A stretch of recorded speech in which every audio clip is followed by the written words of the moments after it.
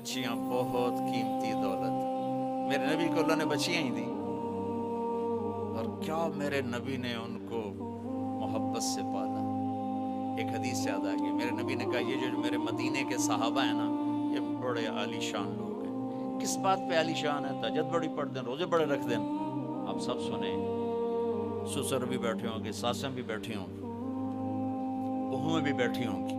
میرے نبی نے فرمایا یہ میرے مدینے والے بڑے عالی شان لوگ ہیں. کس وجہ سے یا رسول اللہ؟ کہا یہ جب کسی کی بیٹی کو لے آتے ہیں نا بیاہ کے، تو وہ بچی اپنے سسرال میں جا کے ایسے ہوتی ہے کہ اسے پتہ ہی نہیں چلتا میں سسرال میں ہوں یا ماں باپ کے گھر میں ہوں. اتنی محبت دیتے.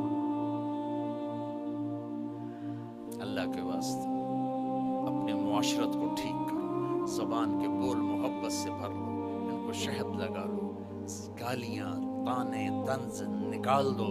اللہ کے واسطے میں آپ کو نہیں کہتا ہوں اتنے نفل پڑھو، اتنے تہجد پڑھو، اتنے نفلی روزے رکھو، اتنے حج عمرے. محبت محبت، اس بول سے محبت پیدا ہوتی ہے، اسی بول سے نفرت پیدا ہوتی ہے. اولاد کو عزت دو، پھر عزت واپس آئے گی. یہ میرے نبی کا گھر، اور یہاں یہ ہماری بہن بیٹھی ہیں، یہاں میرے نبی کی بیٹی کا گھر حضرت فاطمہ.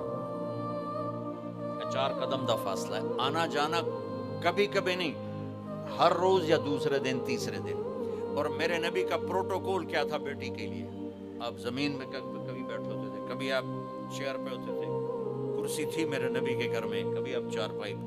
جب جنت کی عورتوں کے سردار گھر میں انٹر ہوتی وہ دروازہ اور یہ میرے نبی بیٹھے، تو آپ آگے نہیں آنے دیتے تھے، ایک دم کھڑے ہو جاتے تھے، بھاگ کے آگے جاتے تھے تیزی سے، اور جا کر اپنی بیٹی کا ہاتھ پکڑ لیتے تھے.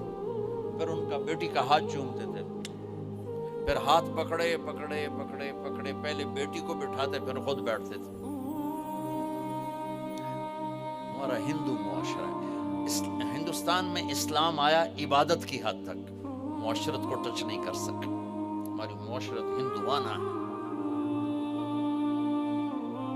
میں ایک دفعہ اپنے استاد محترم رحمت اللہ علیہ مولانا جمشید صاحب کے لیے شہد کی بوتل، اس لیے شہد کی بوتل 10 روپے دیا. میں نے کہا حضرت یہ آپ کے لیے ہدیہ لایا ہوں شہد.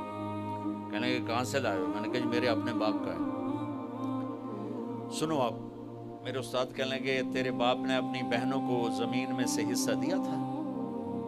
تیرے باپ نے اپنی بہنوں کو زمین میں سے حصہ دیا تھا؟ یعنی اگر دیا تھا تو پھر یہ شہد لیتا ہوں، اگر نہیں دیا تھا پھر زمین ہی حلال نہیں تو شہد کیوں حلال؟ میں کہا استاد جی اللہ کا شکر ہے میرے باپ کی بہن ہی کوئی نہیں تھی، بس تو پھرا موجہ نال وڈ لئی آپس وچ. کہنے کہ اچھا تیرے دادے نے اپنی بہنوں کو حصہ دیا تھا؟ میں نے کہا حضور میں پیدا ہی نہیں ہوا تھا، میں نے پتہ ہی کوئی نہیں، میں تو دادے نے ویکھیا ہی کوئی. تو کہنے کہ ٹھیک ہے رکھ. اتنی احتیاط. کوئی چور چوری کر جائے آپ تھانے میں رپٹ کرا دیتے ہیں. جن بھائیوں نے بہنوں کا حق کھایا ہوا یہ چور نہیں ہے؟ اس سے بڑی چوری اور کیا ہوگی کہ جس بہن نے اسی چھاتی سے دودھ پیا جس سے تم نے پیا، اسی پیٹ سے نکلی جس سے تم نکلے، اسی چھت میں پروان چڑھی جس میں تم پروان چڑھے، اور آج چند ٹکوں پر تم اپنی بہن کو ذلیل کر رہے ہو. کیسے نہیں دیونا؟